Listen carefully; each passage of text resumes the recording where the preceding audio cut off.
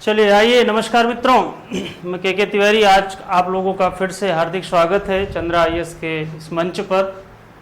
आज हम आप लोगों के लिए कुछ खास चीज़ें लेकर आए हैं। जो सीआरपीसी अभी तक चल रही थी, सीआरपीसी में बहुत सारी चीज़ें आपको पढ़नी है ज़रूर, लेकिन अगर देखा जाए तो यूपीएसआई का जो उत्तर प्रदेश का सब इंस्पेक्टर की परीक्षा है, उसके लिए आपको बहुत कुछ नहीं पढ़ना है। पढ़ने के लिए आप आराम से पढ़िएगा, लेकिन कुछ ऐसी चीज़ें जो आपके लिए बहुत स्पेशल हैं कि उससे ज़्यादा आपको पढ़ने की जरूरत नहीं है, और उसी में से आपके सारे सवाल आ जाएंगे और सामान्य जानकारियां भी जो होंगी वो आपको उसी में से मिल जाएंगी। और इधर उधर का बहुत सारी चीज़ें मत पढ़िए, जब समय होगा तब पढ़ लीजिएगा, कोई दिक्कत नहीं है। आज आपको कुछ वो सेक्शंस हैं जो हमने इधर नोट किया है, आप देख रहे होंगे, इसी सेक्शंस के बारे में हम थोड़ा थोड़ा बताएंगे। इसको आप नोट कर लीजिएगा एक जगह, कहीं ना कहीं सेव कर लीजिएगा, नोट कर लीजिए एक जगह, और इतना ही पढ़ना है सीआरपीसी में। इससे ज़्यादा पढ़ने की जरूरत नहीं। आपकी इच्छा है तो आप पूरी सीआरपीसी पढ़िए, 484 धारा पूरी पढ़िए, लेकिन अगर नहीं समय है इतना पढ़ लीजिए मित्रों। इसके अलावा 1% भी कहीं से नहीं आएगा, कुछ भी नहीं आएगा।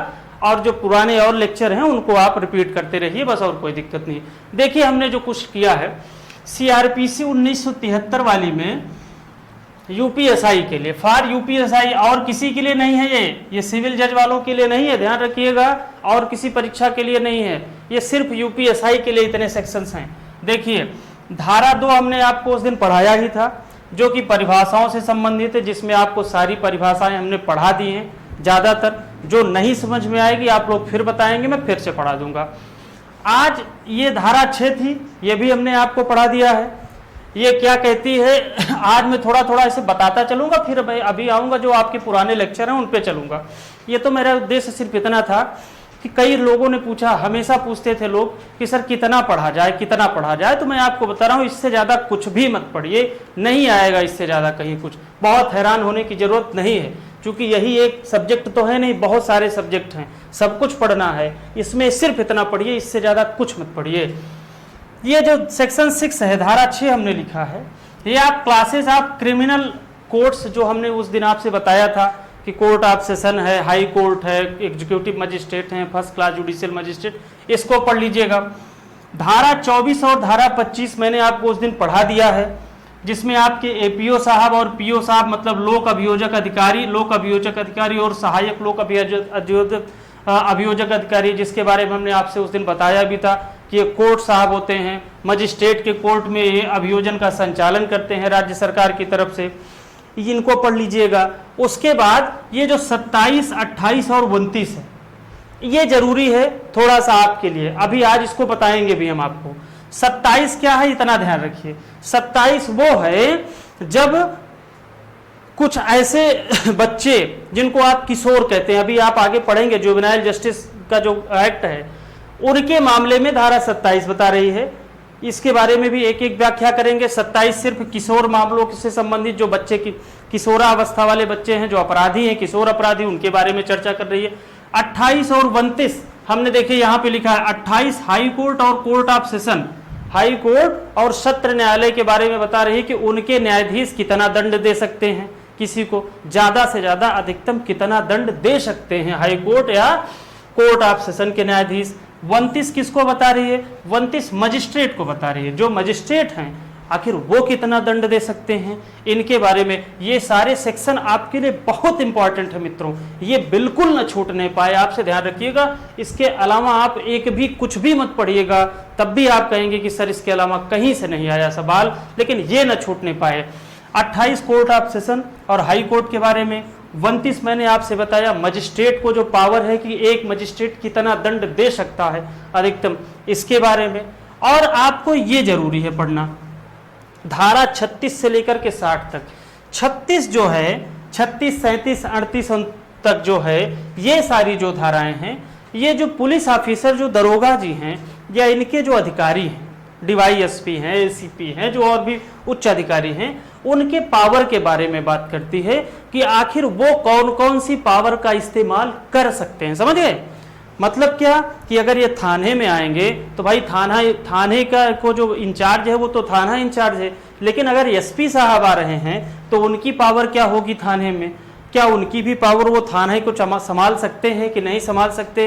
एक वरिष्ठ अधिकारी की जो पावर है, क्या वो निम्न स्तर पे जा करके अपनी उस पावर का निम्न जो स्टेज हैं उसमें अपनी पावर का इस्तेमाल कर सकता है पुलिस अधिकारी की नहीं कर सकता?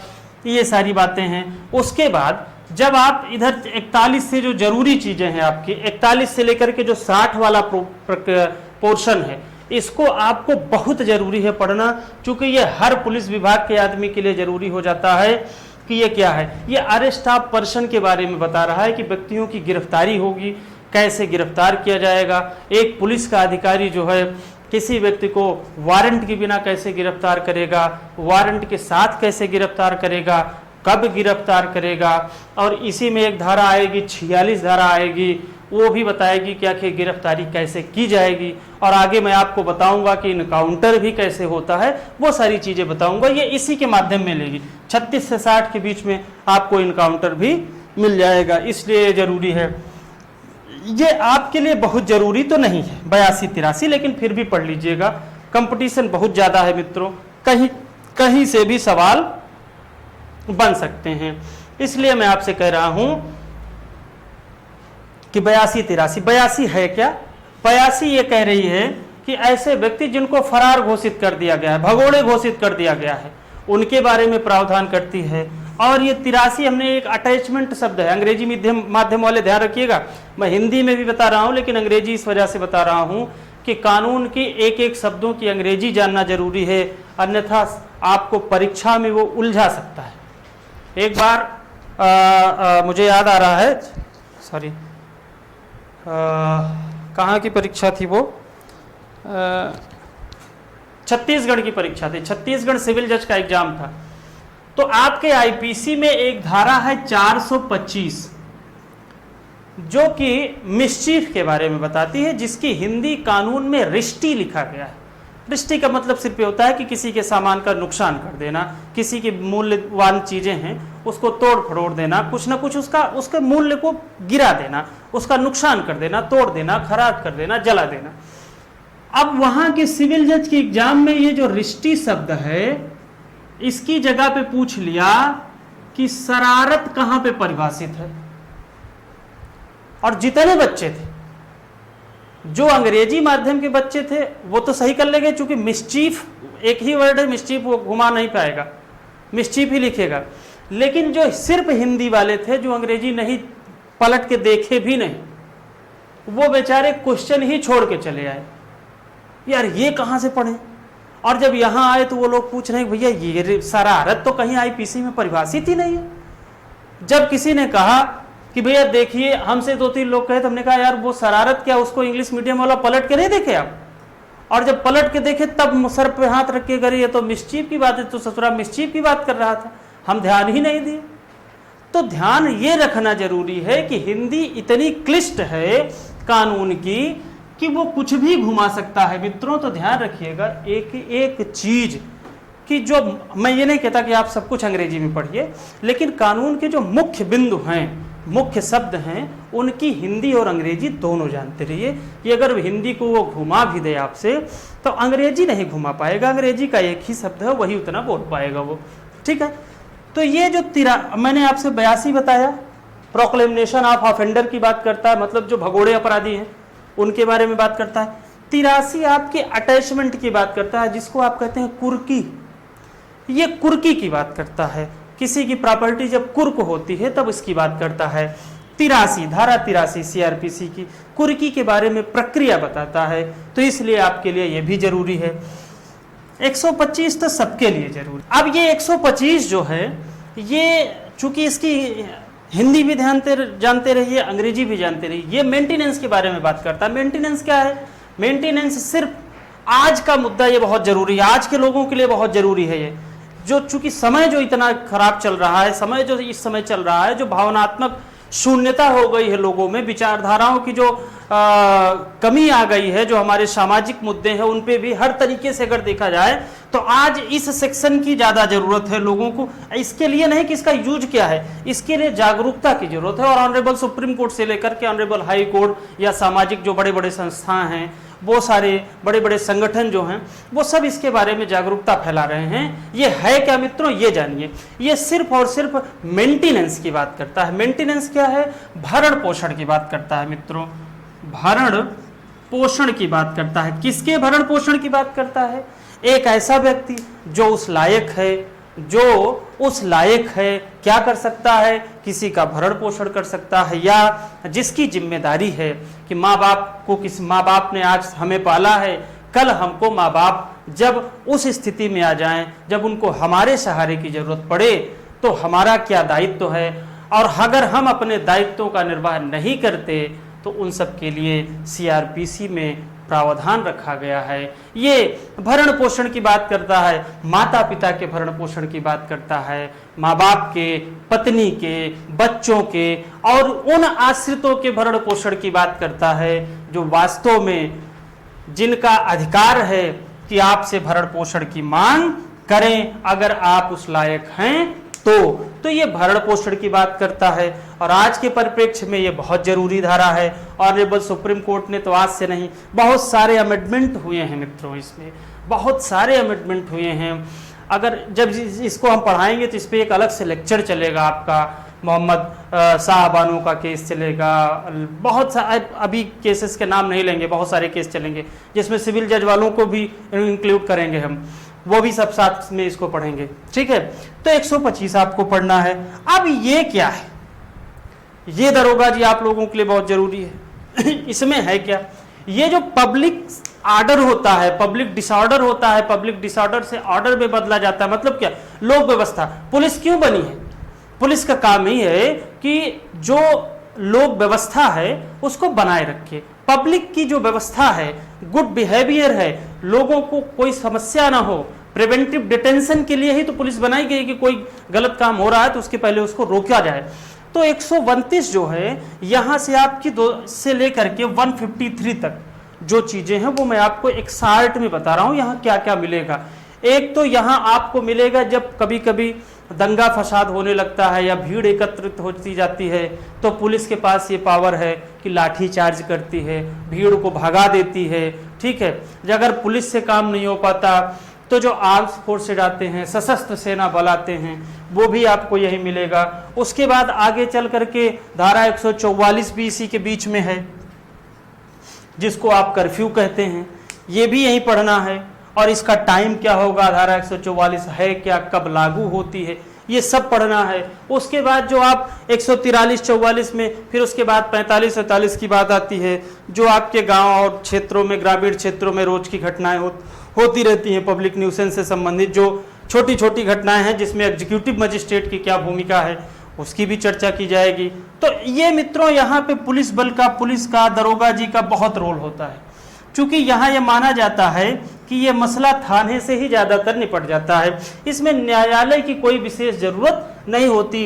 इसमें अगर देखा जाए तो पूरी की पूरी भूमिका, कुछ अपवादों को छोड़ करके पूरी की पूरी भूमिका दरोगा जी की ही होती है। इसलिए दरोगा जी ध्यान रखिएगा, ये धारा आपके लिए बहुत जरूरी है। मतलब पुलिस विभाग और जो आपके सामान्यतः एग्जीक्यूटिव मजिस्ट्रेट साहब हैं, कार्यपालक मजिस्ट्रेट साहब हैं, उन्हीं तक ये सीमित है। इसमें न्यायालय का कोई रोल विशेष नहीं है।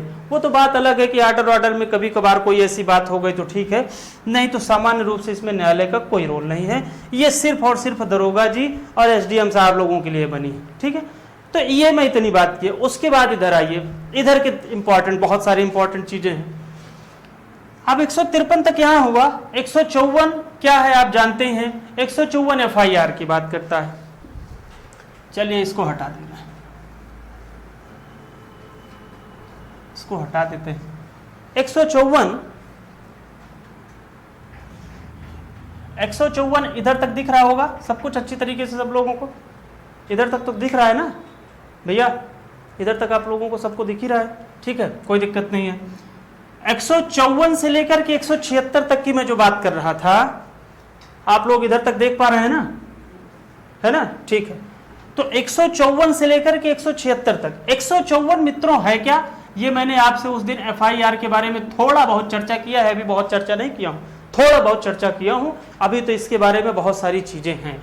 FIR हो गया, इसी में NCR आएगा, फिर इसी में पुलिस रिपोर्ट आएगी, बहुत सारी चीजें आएंगी। और ये 176 जो है यहीं पे 174 जब पोस्टमार्टम होता है, किसी कोई सुसाइड कर लेता है, ये सारी सब चीजें यहाँ भी सब तो दरोगा जी का ही रोल है। तो इसको भी जानना आप लोगों को जरूरी है। फिर क्या है, ये बेल वाला पोर्शन है। ये चूंकि आपके लिए जरूरी इस वजह से है कि इससे सवाल बनेंगे आपसे। इसमें दरोगा जी की बहुत महत्वपूर्ण भूमिका नहीं है। हाँ, आज का जो संशोधन हुआ है, बहुत सारे ऐसी पावर हैं जो जमानत देने की अधिकार थाना इंचार्ज भी रखता है, पुलिस स्टेशन से भी जमानत हो जाती है, इस वजह से बेल भी आपको पढ़ना है।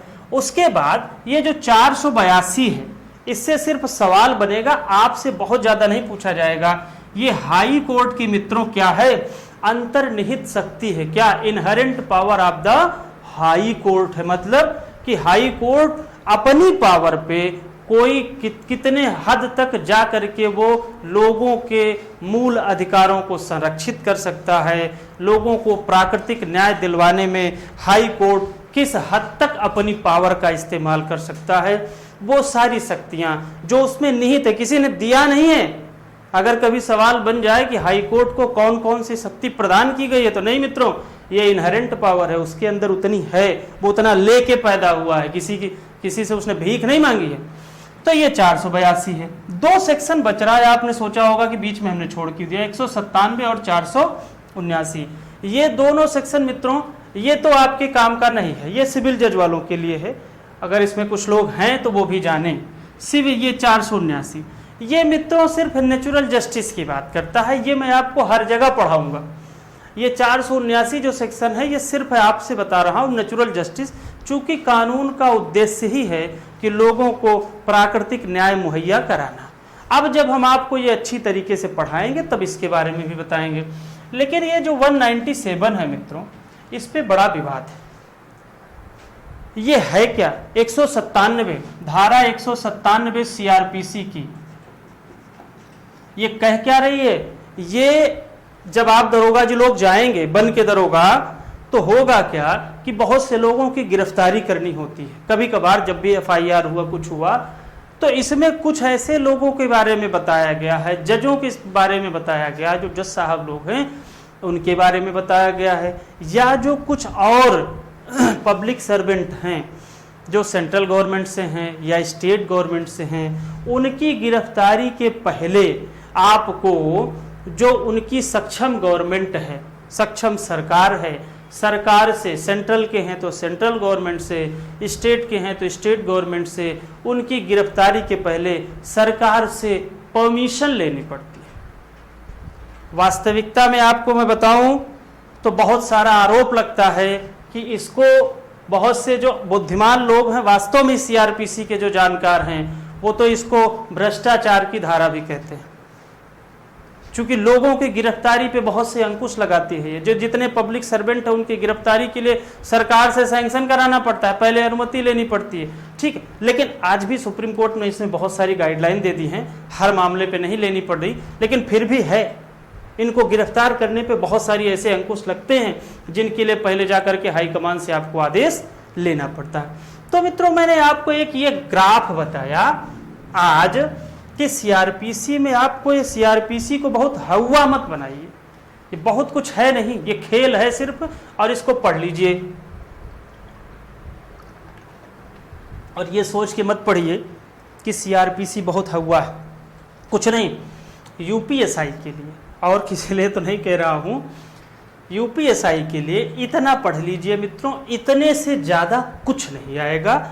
मैं इसमें 95% सवाल की बात कर रहा हूं, 2-3% सवाल भाई मैं भी नहीं कह सकता, कहीं से कुछ भी पूछा जा सकता है, लेकिन फिर भी आपका भला हो जाएगा और आप एक अच्छे नंबर इसमें मार्क जो है गेन कर सकते हैं CRPC के इस मामले में। तो CRPC के इतने सेक्शंस को आप आज नोट कर लीजिए, अच्छे से समझ लीजिए, और इन्हीं सेक्शंस पे मैं आपको लेक्चर दूंगा, उस लेक्चर को आप लोग सुनिए। और जब समय मिलेगा जहां आप लोगों को कन्फ्यूजन होगा, उस कन्फ्यूजन में जब आप लोग पूछेंगे तो और भी जो सवाल है उसका भी उत्तर दिया जाएगा। आपके व्यक्तिगत सवाल अगर कुछ होंगे इनसे रिलेटेड तो उनका भी जवाब दिया जाएगा। तो ये हुई बात। आज हम थोड़ा सा आपको जो हम आपसे धारा 28 और 29 की बात कर रहे थे, धारा 28 और धारा 29 की बात कर रहे थे, इसमें था क्या इतना ही जानिए। धारा 28 high court and court of session, मतलब क्या, उच्च न्यायालय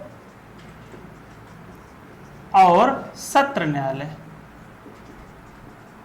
सत्र न्यायालय, उच्च न्यायालय और सत्र न्यायालय के जो भी न्यायाधीश हैं वो कितना दंड दे सकते हैं, इनके बारे में चर्चा कर रहा है। तो ध्यान रखिएगा, सबसे पहले ये ध्यान रखिए, इनकी कैटेगरी देख लीजिए एक एक तरफ से।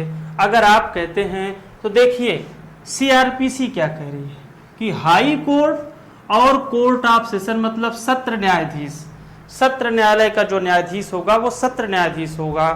यह विधि द्वारा स्थापित, समझ लीजिएगा, कोई भी ऐसा दंड जो विधि ने इनको प्राधिकृत किया है किसी भी स्तर तक। अब किसी भी स्तर तक का दंड फांसी से ज्यादा तो कुछ होगा नहीं भाई, जब जान ही निकल गई तो कौन सा दंड देंगे हैं। तो फांसी का मतलब उससे बड़ा दंड तो कुछ है नहीं। तो ये लोग विधि द्वारा इनको जितना सशक्त किया गया है उसमें जो भी विधि द्वारा स्थापित दंड है या किसी भी स्तर का दंड दे सकते हैं। 1 साल से लेकर के 1 दिन के दंड से लेकर के फांसी तक लटकाने का दंड किसके किसके पास है, हाई कोर्ट और कोर्ट ऑफ सेशन के जज के पास है। लेकिन इसी में एक जज साहब और आते हैं, सहायक सत्र न्यायाधीश। एक काम करते हैं, इसका एक ग्राफ बना देते हैं, आज इसका ग्राफ बनाते हैं तब आपको समझ में आएगा। नीचे से ले चलते हैं, जो जजों की एक सीढ़ी है, कैसे कैसे ऊपर जा रहे हैं। एक आ रहे हैं second class magistrate, second class magistrate, यहां भी यह दिख रहा है ना, सेकंड क्लास मजिस्ट्रेट, ठीक है। खासकर यहीं से शुरुआत होती है। 1973 के सीआरपीसी के पहले थर्ड क्लास मजिस्ट्रेट थे, इनके ऊपर होते हैं भैया first class magistrate, first class magistrate साहब होते हैं। फिर इनके ऊपर जो होते हैं एसीजेएम साहब होते हैं, ध्यान रखिएगा, एसीजेएम साहब असिस्टेंट चीफ जुडिशियल मजिस्ट्रेट साहब होते हैं। इनके ऊपर सीजेएम साहब होते हैं, सीजेएम साहब होते हैं। फिर इनके ऊपर कौन होता है, एक साहब होते हैं, इनको एडीजे कहते हैं, एडीजे साहब होते हैं। और एडीजे के बाद ऊपर होते हैं डीजे साहब होते हैं। और डीजे साहब के ऊपर कौन होता है भैया, हाई कोर्ट के जज होते हैं। और हाई कोर्ट के ऊपर, अच्छा यहां तक दिख रहा है सबको, ठीक है। तो हाई कोर्ट के ऊपर, हाई कोर्ट के ऊपर तो आप जान ही रहे सुप्रीम कोर्ट के जज होते हैं। ये जजों का पैनल है। अब इसमें एक और चीज है, सीआरपीसी की जो धारा 8 है वो आपको हमने उस दिन बताया था, जहां 8 से पढ़ना शुरू करेंगे वहां वो एक बात बताती है, महानगर क्षेत्र। ये जो सीजीएम साहब है ना भैया, और ये फर्स्ट क्लास मजिस्ट्रेट साहब, यही इनकी नियुक्ति जब महानगर क्षेत्र में हो जाती है तो यही ये साहब हो जाते हैं मेट्रोपॉलिटन मजिस्ट्रेट, महानगर मजिस्ट्रेट। और ये साहब जब यही उच्च जाकर सीजीएम हो जाते हैं तो ये हो जाते हैं, सॉरी, चीफ मेट्रोपॉलिटन मजिस्ट्रेट। सबकी, दोनों की पावर बराबर है, ध्यान रखिएगा, दोनों की पावर।